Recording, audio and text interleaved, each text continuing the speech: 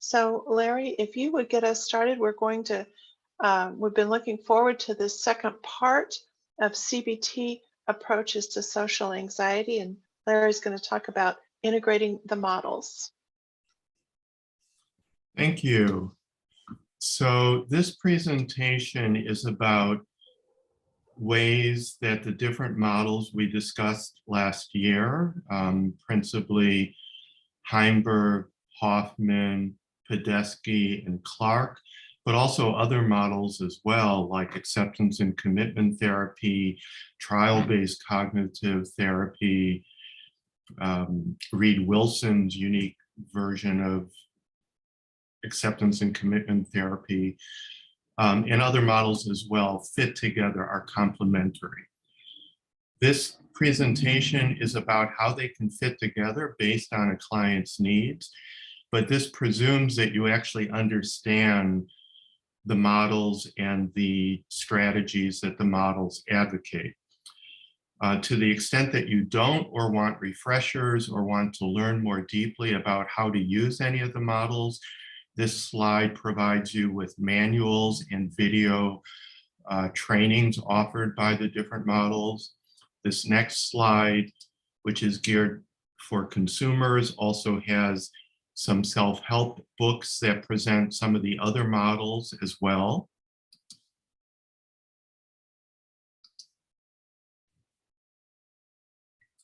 I want to stress that in social anxiety, in discussing how the models can complement each other, it's important to recognize that despite its name, social anxiety is more than an anxiety disorder, although that's how it's classed, and it is. And it's certainly more than a phobia, although it's often still called social phobia, and it is a phobia, but it's more than that. It's very much a shame disorder as well. I do want to say there are exceptions. There are a small number of people, and this is a minority, for whom social anxiety is strictly an exaggerated and debilitating fear, a phobia in other words. But actually the large majority of people with social anxiety, in my experience, and DSM seems to corroborate this, experience social anxiety in multiple areas of their life and have negative shame-based beliefs about themselves and how they're perceived by others. This is not true of other phobias. People who are afraid of dogs, people who are afraid of heights or airplanes or what have you, are not necessarily thinking badly of themselves. They're just very frightened about the situation. Socially anxious people have shame-based beliefs. And so in identifying ways that we can target that shame as well as the anxiety, it's important to look at how the different models can assist each other, complement each other. Also, social anxiety is not, as I'm sure all of you know, an irrational fear. I know very often clients think of phobias, including social anxiety, as an irrational fear. I don't think it's irrational at all. Social anxiety is based on the fear of judgment, obviously. Well, judgment happens. It happens. And it happens for all sorts of demographic reasons, including racial and sexual orientation and gender identity, also cultural differences, other factors as well that we don't normally think of as discrimination, but really are the targets of judgment as well. People that are viewed as less attractive physically than others, there's all sorts of judgment for them. And that includes people whose personalities are less attractive or charismatic or outgoing than others, people who have various disabilities, and certainly people on the autism spectrum. All of these groups, and probably more that I've been forgetting, do experience judgment. We all do. So social anxiety is about the exaggerated fear of judgment and also the underestimated belief in our ability to handle that judgment.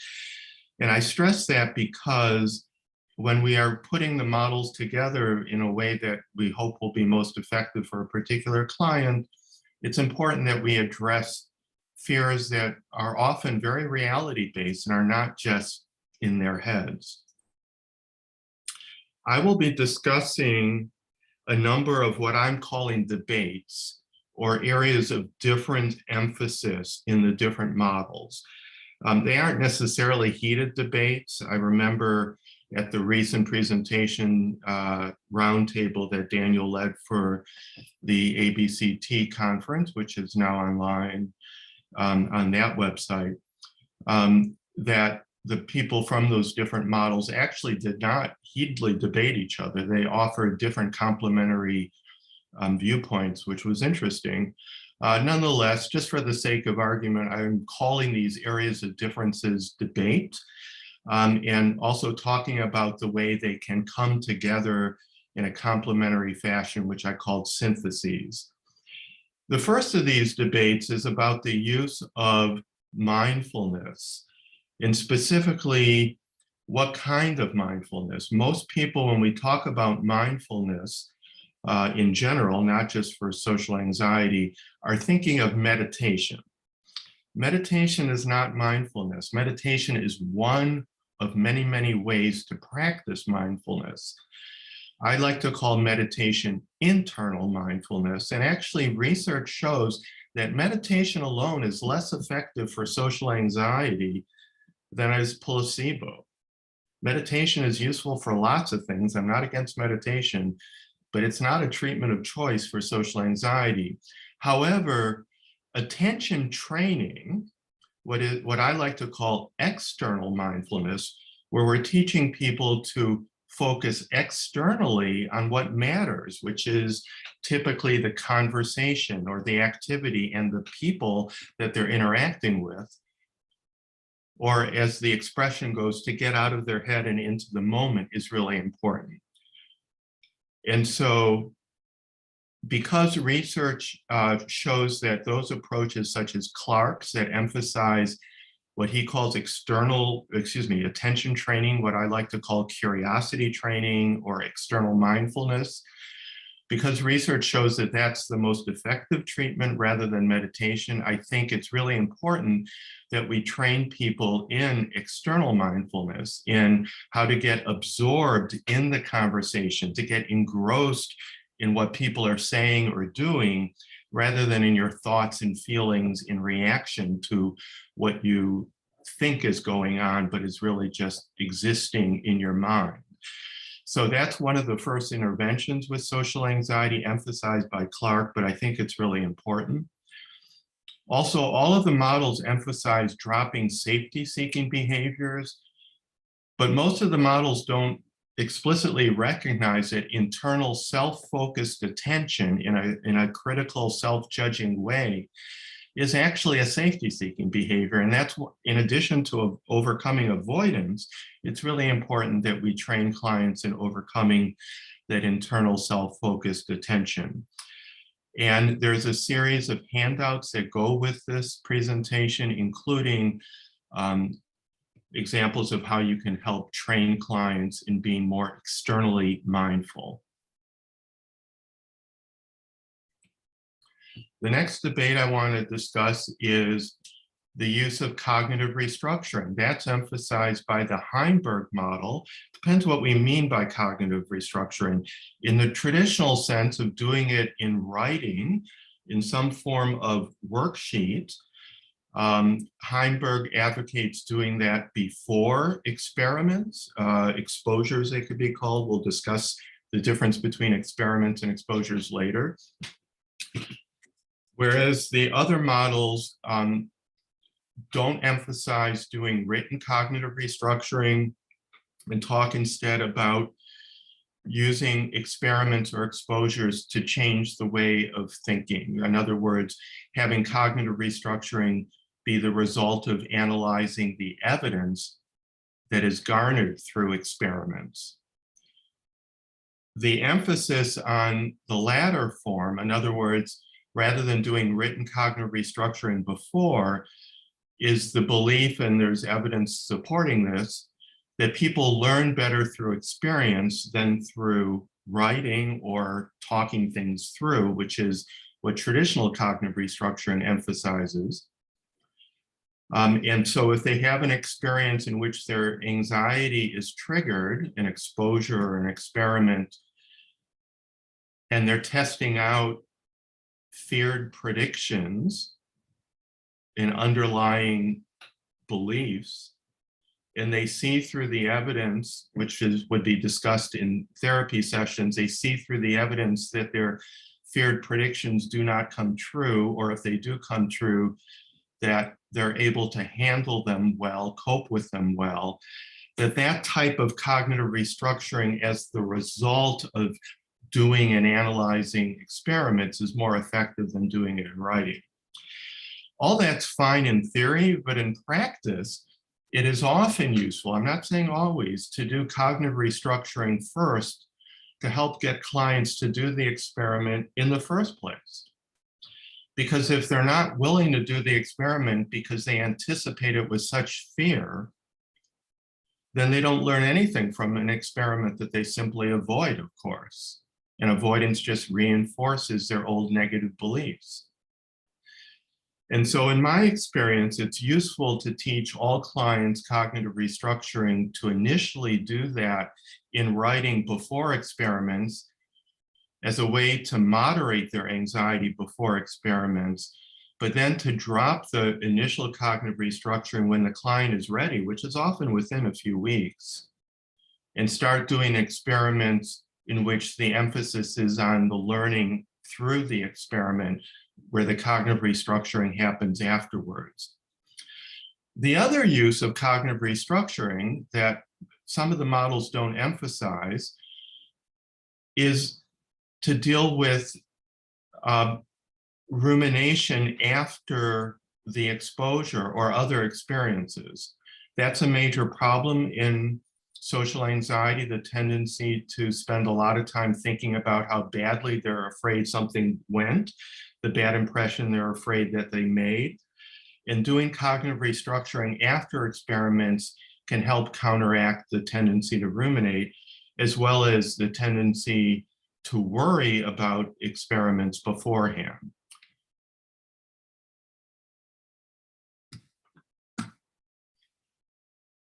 The next debate is not a particularly heated one, but there's an emphasis in some approaches to using imagery to help target those anxious thoughts that are in the form of mental images as opposed to verbal thoughts, self-talk, in other words. Traditional CBT because of its use of worksheets, emphasizes verbal thoughts. But there is a manual out of just a few years ago about imagery-enhanced CBT, which is really important. I have found that it's important to introduce both ways to target verbal as well as imaginal or imagery type thoughts. For some people, doing experiments in imagery before doing the experiments in vivo, in real life, has been really helpful. For many clients, there's very little capacity to do imagery, that they can narrate verbally in their mind what they imagine will happen, but images don't actually enter their mind very much. But for many clients, images are very emotionally laden. And for them, which is actually a large number of clients in my experience, using imaginal exposure techniques, not aimed at habituation, but aimed at helping prepare people to do the same experiments in real life, can be really beneficial. I want to highlight what I think is a really important debate, which is the use of exposures or experiments, which all the models emphasize. Although the words are often used interchangeably and they do refer to the same thing, sort of, but they're the same thing for different purposes. Traditionally, exposures, whether it's for social anxiety or any other anxiety-related problem, is aimed at habituation, lessening the anxiety during the exposure itself. Typically, people are suggested to stay in the exposure until the anxiety goes down by at least 50%. And often traditional models have the client rate their anxiety or SUDS rating every minute or 5 minutes or so, as well as habituation between sessions. In other words, over the course of practice, day after day or week after week, to experience less and less anxiety. Whereas behavioral experiments are not about reducing anxiety in the short run. Certainly in the long run, that is one of the goals, but in the short run, that's not the objective. The short run objective of behavioral experiments is learning, is gaining evidence to disconfirm the anxious thoughts and underlying beliefs. And in fact, the evidence shows that those approaches for social anxiety that are aimed at doing behavioral experiments, targeting beliefs, are more effective than traditional exposure therapy approaches that are aimed strictly at habituation. Exposure therapy, or ERP, for social anxiety is moderately effective, but the other approaches such as Clark and Heimberg, which are using experiments to challenge the negative thinking, are even more effective. And so the goal is, in the short run, changing the way they think about the situations that trigger their anxiety. In the longer run, certainly reducing their anxiety as well. But that's not the immediate goal of an experiment. In acceptance and commitment therapy, of course, the emphasis is on, one emphasis is on accepting anxiety rather than seeking to reduce it. Whereas in most other CBT approaches to anxiety, the emphasis is on reducing anxiety. To me, the synthesis is rather obvious. In the short term, it is helpful to accept the anxiety, but keep our focus on the conversation, the activity, the interaction, the people in the moment. But I think it is very much a realistic goal for clients to work on reducing their anxiety. That's typically why they come to see you, in addition to concrete goals like making friends. It's a desire to reduce their anxiety, and that's part of what defines what social anxiety is, after all, is increased anxiety to the point that it's debilitating in life. So we don't have to teach clients to simply accept their anxiety all their life, but in the short run, accepting their anxiety during an exposure and during other life experiences, while they emphasize working on their values and goals, will help them reduce their anxiety in the longer run. The Reed-Wilson approach, he likes to call it acceptance and commitment therapy on steroids. What he means is that he likes to train clients in various ways of defying their anxiety rather than simply accepting it, treating it like an opponent. I have found that with social anxiety, some of my clients take to that really well. It's very empowering for them, whereas for other clients, not at all. So it's one of these things that I try with different people and see how well it takes. There are different types of experiments. Heimberg has emphasized traditional, what I call straightforward experiments, where people are doing exposures to situations that trigger their anxiety and work on their goals. So if one of their goals is making friends or dating, they would go to some different types of social activities, talk with new people, and so forth. Both Hoffman and Clark do start with straightforward experiments, certainly, but then emphasize doing what I call paradoxical experiments. Clark calls decatastrophizing experiments. Hoffman calls social mishap experiments. Ellis from years ago calls it shame attacking experiments. They all refer to the same thing, where paradoxically the short-term goal is to actually make our fear come true, is to seek out rejection or to say something stupid or to reveal in one way or another that you're anxious. So the paradoxical goal is to make the fear come true with the idea of learning that it's not so bad, or that you can handle it, or that people don't react in the feared ways that you had predicted. Certainly, paradoxical experiments are fun once a client gets into it, and they can learn a great deal from them. I find that some clients actually, and I haven't seen any of the other models address this, but in my experience, actually address paradoxical experiments as kind of a safety behavior. They say that, well, if I said something stupid on purpose, if I stood in front of the dairy counter and asked a series of people in a grocery store, where's the milk? And I'm just 2 feet from it on purpose. Some clients say that doesn't embarrass me because I just see that as kind of just an enjoyable, silly activity. Whereas if I asked a similar stupid question by mistake, I would find that upsetting. They're the minority in my experience. Most people I find experience paradoxical experiments is very eye-opening, a very powerful learning experience. Often that as much as they try, they can't make their fear come true, or if they do make their fear come true, that it's not nearly as big a deal and that they can handle it much more than they had expected. But there are some clients who kind of use it as a safety-seeking behavior, a form of acting rather than experiencing it in real life.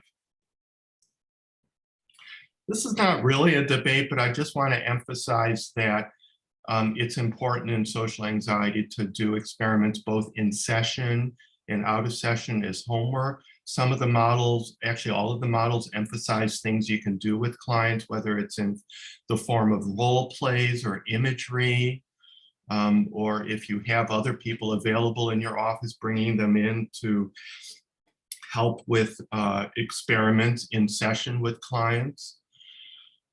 And perhaps using virtual reality technology to help clients in session as well. But the bottom line is helping clients do these experiments in real life situations. So taking them out of the office in vivo settings, I like to call them field trips, as well as having them do homework is crucial. An area of debate that I think is largely settled by people in the know, but I'm surprised at how many, maybe I shouldn't be surprised, but how common there is a misperception among therapists who don't have any specific training on social anxiety to think that social anxiety disorder is largely a skills deficit. And actually, research shows that with the exception of people on the autism spectrum, that the vast majority of people with social anxiety disorder have social skills within the normal range. Now, that's not to say that there may not be some social skills that they need to brush up on because of years and years of avoidance or heavy reliance on other safety-seeking behaviors. But we need to be careful. Clients will often come to us who are socially anxious and say, teach me how to start a conversation, or teach me how to flirt, as though I were an expert in that, or teach me to be more assertive, or something like that. All of that may be of use, but that also comes from their underlying core belief frequently that they are socially deficient. And if we simply just go with them and teach them a skill as though they don't already have it, without exploring, do you actually already know the skill, but you're not using it because of your fear or because you're self-focused rather than focused on the actual interaction? Then rather than helping them by teaching them a social skill, we may be reinforcing their belief that they are socially deficient. So when a client asks me to teach them a social skill, and again, this is really different with people on the autism spectrum where I think really intensive social skill training is useful. But for other folks, I'll always ask them first, how do you think you would handle it? And almost always their answer is something that I would view as perfectly appropriate. Maybe I'll give them other suggestions afterwards, but almost always clients had a perfectly appropriate idea of how to handle a situation they think they're unskilled in. And then I'll ask them the underlying question, well, what does that say about your belief that you are unskilled? And so it becomes a good learning point for them. Instead of just jumping in and teaching them skills, exploring with them what they actually think would be a good way to handle a situation that they think they're deficient in, that alone becomes evidence that maybe they're not as deficient as their core beliefs would tell them they are. Briefly, there's an emphasis, of course, when doing experiments, exposures to eliminate safety-seeking behaviors. I just want to point out that sometimes a limited and temporary judicious use of some safety-seeking behaviors is useful. So, for example, a client may be able to go to a meetup or some other social activity with a friend, but not feel like they can go alone. Arguably, that's a safety-seeking behavior. It's also pretty normal behavior that non-socially anxious people commonly do. As long as goals are clearly set that instead of just talking to your friend, you're also talking to new people, that would be an example of judicious use of safety-seeking behaviors. But clearly, the goal is ultimately eliminating them because safety-seeking behaviors limit the learning that can come about through experiments otherwise.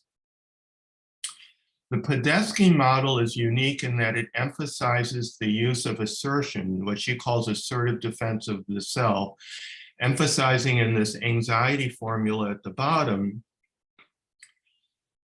that things like cognitive restructuring or behavioral experiments might help a client learn that the likelihood of their fear coming true is less than they think.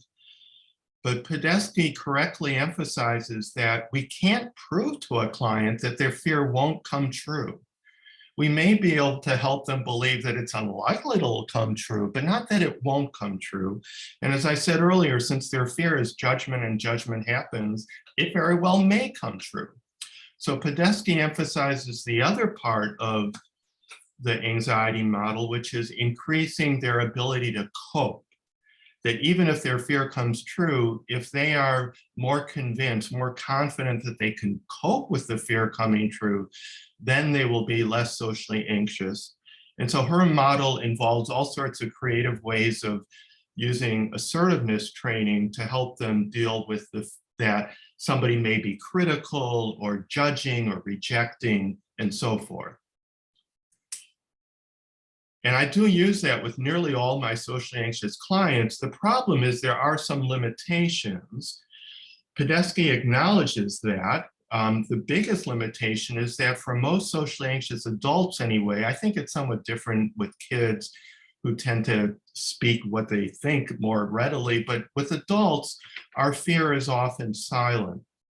Whether or not the fear comes true is often invisible.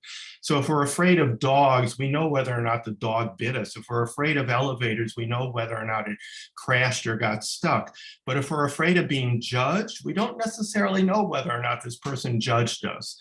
Podesky addresses that by using role-playing in session, acting as if the fear came true out loud, the person were externally critical, even if the client thought that that would be unlikely, that the client thought it was more likely that the person would keep their fears to themselves. And many clients find that enormously helpful.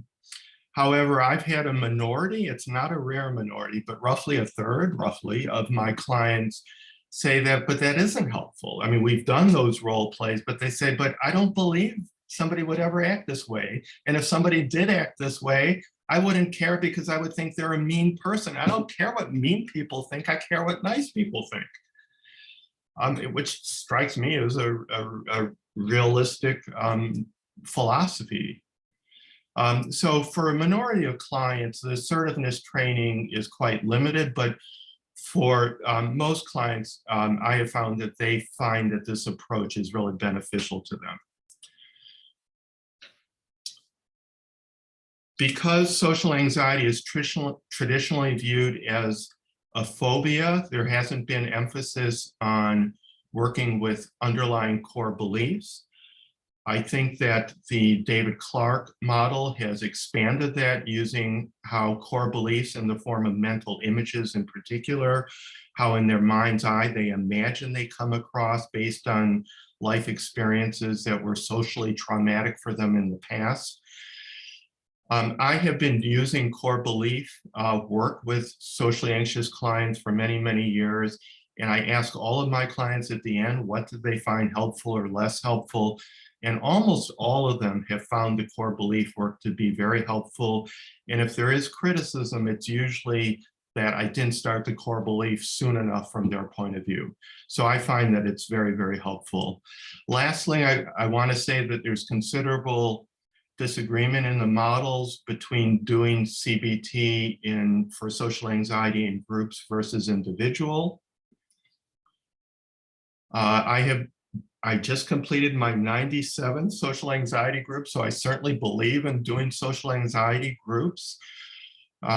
However, research shows that actually individual CBT for social anxiety, at least using the Clark model or the Heimberg individual model, is more effective than group CBT for social anxiety, although research also shows that group CBT is moderately effective too. In my experience, there are different advantages and disadvantages of group and individual. It depends on the person. And because of that, I have developed a handout, which is included in the PDFs, on the advantages and disadvantages of group versus individual, so that if you offer both, it'll help you be able to help clients make a decision what's right for them.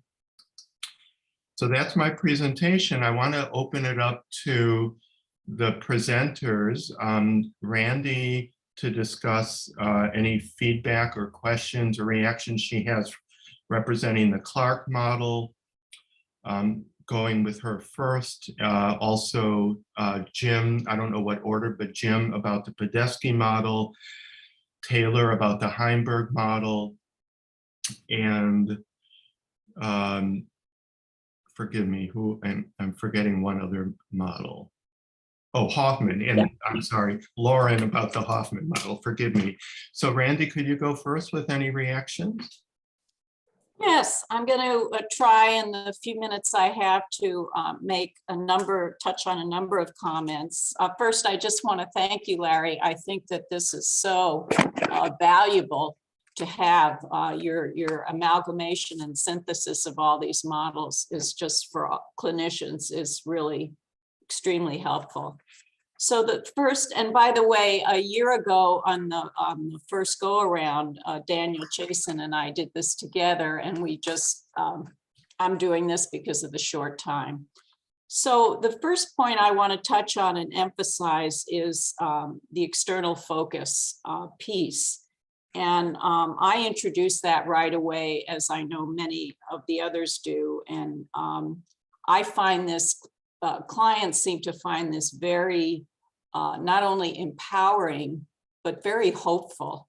I find it so helpful to them that I even try to share this information like towards the end of my intake session or my formal evaluation, and send them out the door with something that gives them hope and a way to practice. And they seem to uniformly feel very good about using this tool. In terms of cognitive restructuring, which was Larry's slide number 9, I want to make a comment that I tend to find as a generalization that, and I socialize my clients, that the way they will, their beliefs and assumptions about themselves will change is as they conduct the experiments. And I do find and try to emphasize the Clark method of really emphasizing the debriefing to generalize the learning. I also emphasize with the client the importance of a strategic planning of experiments, so that every week or at least every other week, I'm having them redo their cognitions questionnaire. And we do a couple of update scales so that we're strategically planning that and really targeting that. And then, as Clark says, loosening beliefs based on each experiment that they've had, loosening those old beliefs and generalizing. The image piece, I agree, Larry, you kind of already touched on it, but another reason that I like the Clark model so much is that right into the model, he builds a section when we're walking through, eliciting from the client their self-image, how they feel they come across to other people and how they think other people see them. And I find that this is very useful. And then he ties it, as Larry, as you touched on, which is also right in his model, to the early social trauma, whether that was a high school speech or bullying or whatever, and almost in a way normalizes that this is why you develop these beliefs. And that's very useful. Couple of quick comments about habituation versus experiential learning. I think Daniel did a really good job of summarizing this in our first go round of this presentation. But the point that SUDS, for some of the folks that may watch this in the future and haven't done a lot of social anxiety work, that SUDS is really not very relevant to our work in social anxiety. We don't have to measure that. It's really, clients are anxious, as Daniel had said, because of their appraisal of the situation. And we don't really have to create a hierarchy in the traditional sense. We just have to collaboratively design an experiment with the clients to get them to do it, as Larry's been saying. So I think, tying into the social mishap piece, one of the things I've found very useful to get the client to do that work is to go out in the field with them. That's been very valuable. And for me to model dropping things or embarrassing myself in some way and have the client observe that's a key piece of Clark's work. I think I'm probably getting close to my time. And so I do want to bring up one question that occurs to me regarding role plays, Larry, and that is, I think that some of the theorists like Michelle Krask and I think it's Hoffman, I've heard on another occasion, comment that the element of surprise is so valuable to the experiential learning. And I wonder if in some way overuse of role play can serve more as a safety and limit that surprise learning. I wonder if you could comment on that. I use role plays primarily in group where they're doing interactions with people that they're anxious with, and they're video recorded during, so that it becomes an experiment in its own right. But of course, over time, as they get comfortable with each other in group, we do much less in the version of role playing at all for the reason that you described. So I think it's useful to the extent that it actually triggers their anxiety, because then you have surprise learning right in the session itself. Thank you. Okay, how's my time? It's 2. Thank you very much. Thank you. Who would like to go next? I forget the order.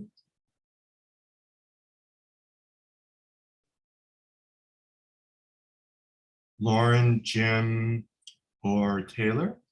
I can pop in. Okay. Yeah, and thank you again, Larry, for your synthesis of all of these different models and approaches. It's really helpful. And it reminds me of a lesson that was taught to me my very first year in grad school that Phil Kendall preaches to all the new graduate students, which is whenever you're approaching treatment, it's flexibility within fidelity. So sticking to those protocols with being flexible in terms of how you apply them to really match the individual needs of the client. And I thought you did a really nice job describing that with all the different debates where it's not one or the other, it's one and the other, that they both can complement each other and really support the needs of the client in a nice way. Okay, I'm going to try and keep an eye on time. Just a couple notes that I wanted that came up as you were talking through the different slides. The first is that debate between external mindfulness versus internal mindfulness. And I agree, I think that external focus is hugely helpful for individuals with social anxiety. The one thing about internal mindfulness that strikes me and that sometimes I'll incorporate, especially into exposures, is that individuals with social anxiety oftentimes engage in a lot of experiential avoidance, in addition to avoidance of external situations, so that they might experience a negative emotion and try and push it away or do something to not have it. And so I'll take that mindfulness approach, not necessarily meditation, but a focus on noticing, tolerating, describing, processing that internal emotional experience, almost as like an experiential exposure, to learn to tolerate those uncomfortable emotions and then make other external situations more approachable. So I think that's one area where that internal mindfulness can be really helpful, but I agree that the external mindfulness is super important for individuals with social anxiety. And then the only other thing I wanted to comment on was the core belief work, which I agree I think is underemphasized in social anxiety work, and I think is super important. And Dr. Heimberg does actually have a core belief module in his treatment workbook, and it includes an exercise called peeling the onion, which is very similar to a downward arrow technique of trying to pull back the layers and figure out what is that core belief underlying a lot of those more surface level automatic thoughts. And I agree, my experience with patients has been that they really appreciate that exercise. And in his protocol, it's towards the end, it's after the cognitive restructuring, after the exposures. And I think you're right that even earlier on, it can really be impactful to identify that, to name it with clients in the very early stages of treatment, because then each exposure can serve to chip away at that core belief, so that then challenging it towards the end of treatment can be more approachable, a little bit easier, and you have all this evidence to back it up. But thanks again for the summary. I think it was really helpful. Thank you. Jim and Lauren, who would like to go next? Doesn't matter. I can go. I will try to also keep this brief so that Jim has plenty of time also. But yes, very quickly, everyone has already thanked you, Larry, but it is impressive, and it was very helpful to have it, structured in the way that you did it and how you combined them. And I have to say, in most ways, I sort of agree in how you synthesized what feel like differences. But I think to really also emphasize what Taylor said, and this was one of my main points too, is that all of these approaches are so much more similar than they're not. And I think people that really feel strongly about, it's got to be ACT, or it's got to be CBT, or it's got to be the Clark model, or it's got to be the Heimberg model, is really doing their clients a disservice, because our clients aren't, all the exact same person who fit into a particular model. So I think as evidence-based practitioners, it's so important that we have a wide variety of tools, and we are modeling flexibility to say, you know what, we were doing CBT, but this doesn't seem to be clicking with you, so maybe let's incorporate more ACT, or let's incorporate RODBT, which is something that hasn't been brought up yet either. So that being said, I think there's more commonalities, but I'll just make maybe a couple of what I think are more important points. I have a lot of notes. Is this idea of like reframing or changing a relationship with a thought or accepting a thought. And ultimately, I think, at least the way that I practice now, and I think the way most at my clinic do, is it all comes down to acceptance, whether you're accepting a thought as a process or you're accepting the uncertainty of whether or not you were judged. And my concern about traditional reframing at this point, especially with social anxiety, is it often serves as reassurance. So I sort of stick away from that, like traditional reframing, rather than, okay, you had this really unhelpful thought. It may or may not be accurate. Can we tolerate the uncertainty that, like, perhaps that person really did think that of you? And that's very different, I think, than at least how I was taught sort of traditional reframing. So I think they really both come down to acceptance, whether you're accepting a process or the actual like fear. What else felt important to me? Oh, the before or after. I mean, I know from a Hoffman perspective, it is like, let's make predictions and then test that. And that's the learning. And I really, really like that approach. So that is one thing where I do that with most of my clients in that record of social situations, particular worksheet. And I think that's useful. So I try to avoid any kind of reframing, whatever that looks like for you on the front end, unless you've got a client who's very, very, severely anxious, or you've got a client who's really, really unwilling to do exposures. So sometimes I think that is a useful time to do it. One last thing, the habituation versus learning. I mean, I think I'm under the impression that we're sort of done talking about like habituation, even though that is often an outcome when that's the goal. When a client says, I want to decrease my anxiety, and they're holding on so tightly to that narrow focus, that those are the clients that actually don't make as much progress. And the clients who are saying, you know what, I'm willing to do these things and see what happens. And yes, the byproduct is habituation, but when that's the focus, that's when we see the white knuckling. That's when we see a focus on SUDS. That's when we see I'm not getting better.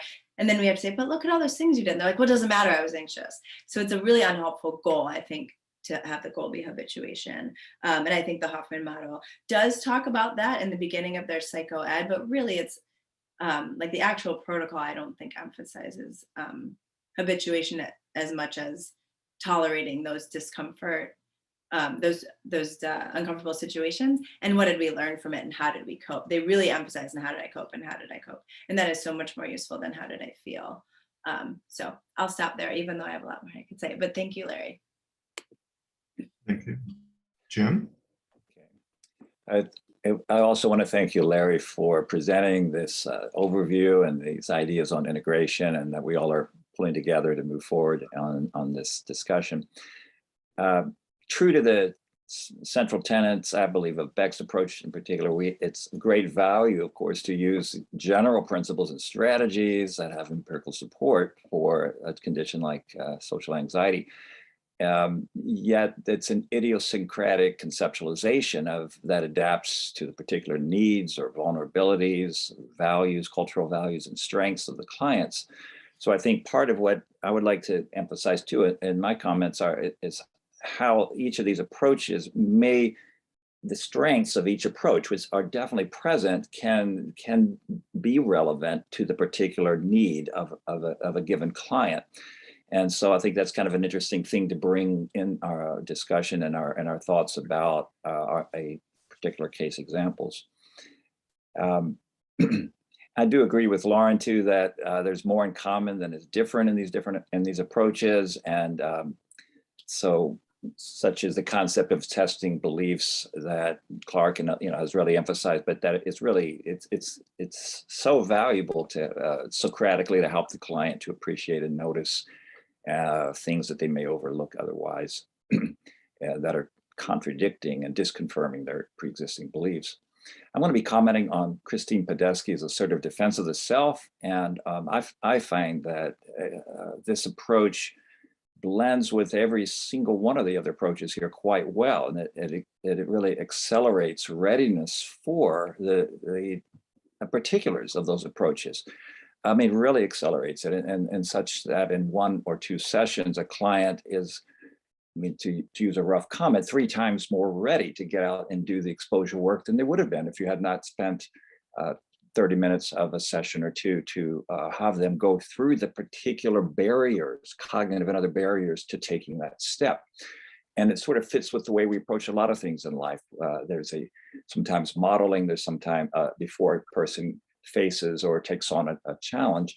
And then there's coaching, and I think this provides a setting to see what's there, to assess, identify automatic thoughts that arise, and to address them right in the here and now, and not just have intellectual preparation and then they got to go out and do it on their own. We're able to get the ball started, and they see how they discover certain things that will emphasize that.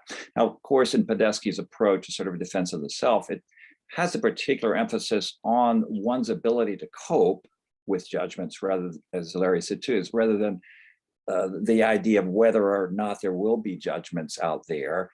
And each approach emphasizes that to some extent, but the assertive defense of the self has a strong emphasis on, can I cope? And doesn't really talk as much about whether people will or will not be judgmental in the way they are. So even if a client does 20 exposure homework assignments, they may or may not encounter the particular judgmental experiment, and you can't guarantee that they will in a meaningful way out in real life. So they can remain in dread and feel intimidated and fearful of that particular scenario arising. And I think that's one of the beautiful aspects of the assertive defense itself. You can bring that into the session and give them a template and some trial runs that will allow them to feel they are somewhat prepared for that, which they aren't really experiencing. And secondly, one thing that I think is overlooked often in assertive defense of self is it is not just a way to handle interpersonal situations with others. It is directly addressing the one's own internal thoughts by presenting a counter argument and in an experiential way and a role play. Whether or not that ever happens, there is now, with right brain activation, there's left brain integration of a wow discovery process that there is a way to respond, or there is a counterbalancing argument for that negative thought. I think it's a beautiful way to address core beliefs and schemas as well, when we have the opportunity to activate a schema and address it head on in the session. Now, not necessarily the first session, but we work toward that. So one of the things that happens is it provides it addresses that central belief that, wow, if that were to happen, I would be incapable, I would be helpless, I would be paralyzed, I wouldn't be able to respond in the moment in a meaningful way. And we have this opportunity for them to not just intellectually see that, oh, there's a rational response to that, but to go through in a social context. And I think we can't minimize this as to, oh, it's just a role play. I've had I have never had a client who ended up not having anxiety when we did the role play, at least the way that I do it. And I think for us to have the ability to have facial expressions and tone of voice be integrated in the session, we give them a chance to face that facial expression which they fear, or that tone of voice, and or that relentless or that returning comment that they fear in their imagined scenario. So I really find that this can complement that. Now, truly though, really it prepares the person to get out and do the in vivo, the real life work assignments. That is essential for most people. Although to me, it has been amazing to see how many clients go far beyond the homework assignment because I believe that it now is doable, that they had a paradigm shift to believe that there are ways of responding, there are counter arguments. They've integrated that into a simulation of the social encounter, and it does generalize into their actual social experience because it was social in nature when you do it in session. But really, my final three comments on this, that it's particularly relevant, I think, for clients who are reluctant to do that exposure homework. They come up with excuses, or they do it in a watered down way. They're procrastinating or avoiding it. So that's particularly where I think this approach can complement and then integrate right in with the other approaches, the behavioral experiments, shame attacking exercises. And second, I think it's particularly useful when clients are more fragile and kind of need that immediate corrective feedback on what automatic thoughts are activated in an exposure. There's that immediate opportunity with the therapist. You stop and go in the session, what's going through your mind, you get to address it right then and there. Whereas the post-event processing of a client going out and doing a homework assignment can do some really damage because for every step forward, they're having a lot of negative activation and there's no one there for the next 10 minutes or hour unless you happen to be out in the field with them. And even then you don't. So it provides immediate opportunity to question and challenge with them the activated post-event processing of an event. And third, that you can really face the core belief activation directly, as I mentioned earlier. And so I think it blends with the other approaches, and it is a means. If you can't move out into the real world, of course, this is not going to be a very effective therapy. So it is a means to facilitate that and to come back and process and prepare for the nuances that they've been avoiding in that situation. Those are a few comments. Thank you. We have just a couple minutes left. If anyone has a further comment, whether it's from the participants or any of those attending has another comment or question, please jump in.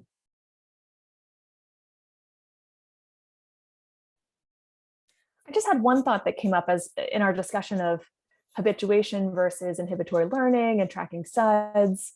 And I agree, that's, I think, another sort of, I think of it as like a yes and, like a little bit of both. If habituation happens, fantastic. If it doesn't, there's still a ton of inhibitory learning that gets to happen, which is really exciting.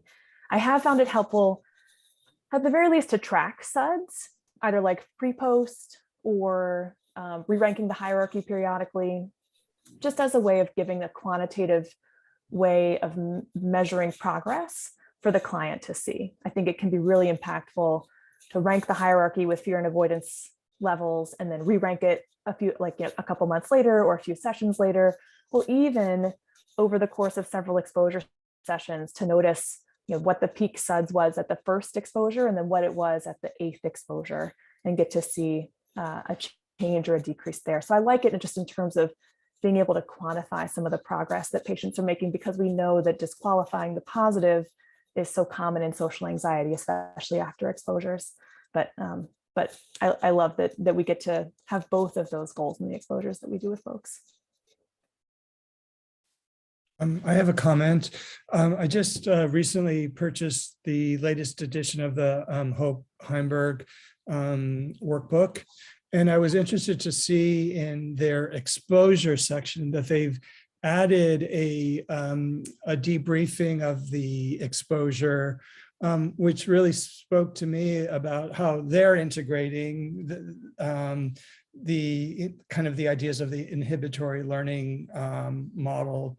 So, you know, that just kind of gives more credence to what we all have been, or you all have been talking about in this workshop and the one before. This is so interesting. I think we could go for another 15, 20 minutes or an hour or so, but we are out of time. I want to thank all of the presenters, both from today and a year ago, that you hung in there where we got this all accomplished. It's been, I think, a real great series, and I just can't thank you enough for your time in the session and in all your preparation. Thank you, Celeste, for organizing this.